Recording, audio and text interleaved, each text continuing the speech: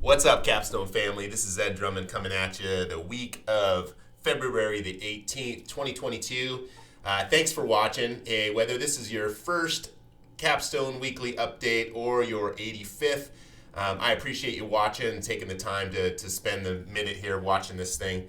So I put these together initially because COVID hit, right? And I felt that our clients needed a way to really connect with us a little bit more and know behind the scenes like what was happening. And that's where these came from just market updates to our take and feedback on what we're seeing day to day while we're in the trenches, living this real estate life here in Arizona.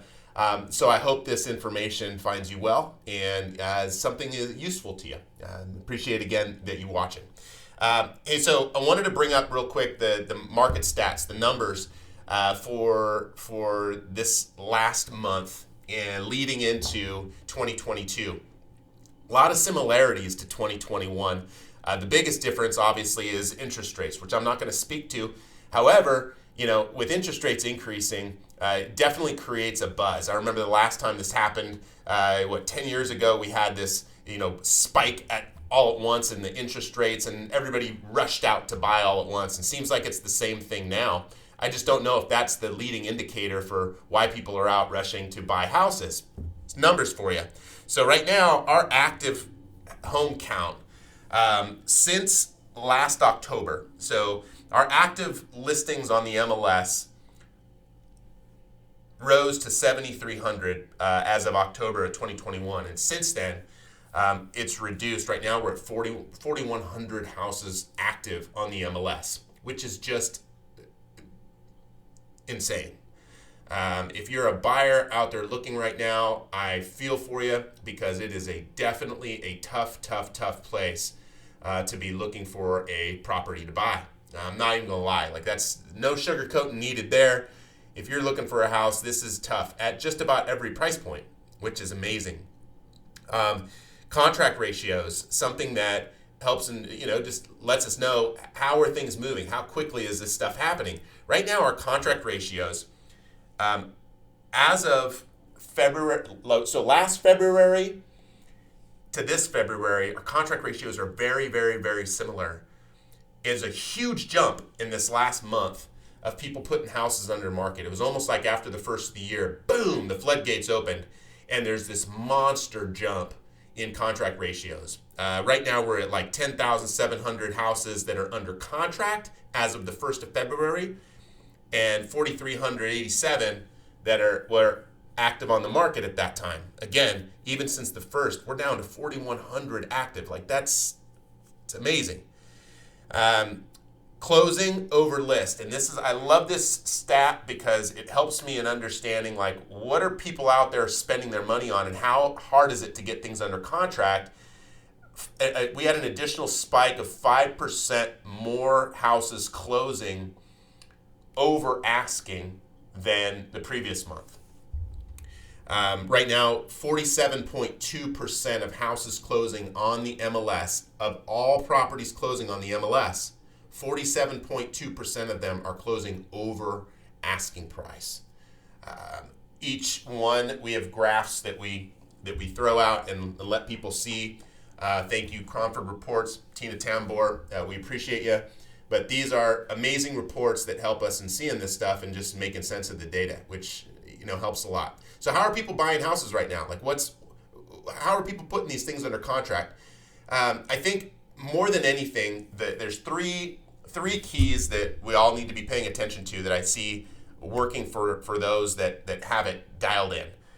First is setting their goals and really making sure that their goals are clear. They know exactly what they're looking for, right? When that thing happens, boom, they know that they can execute on it.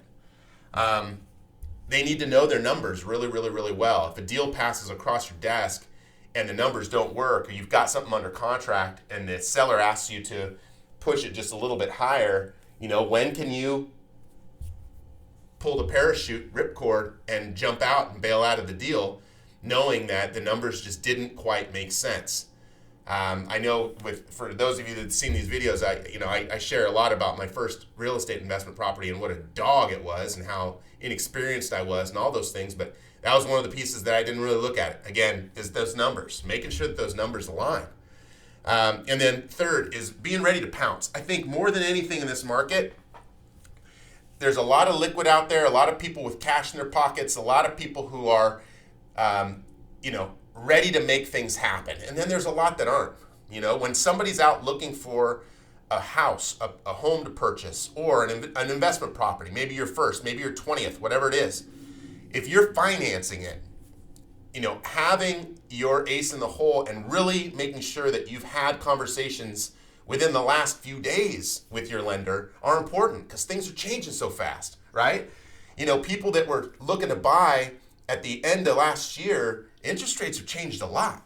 So, that may affect your buying power. It may affect just different things that, could affect your ability to purchase.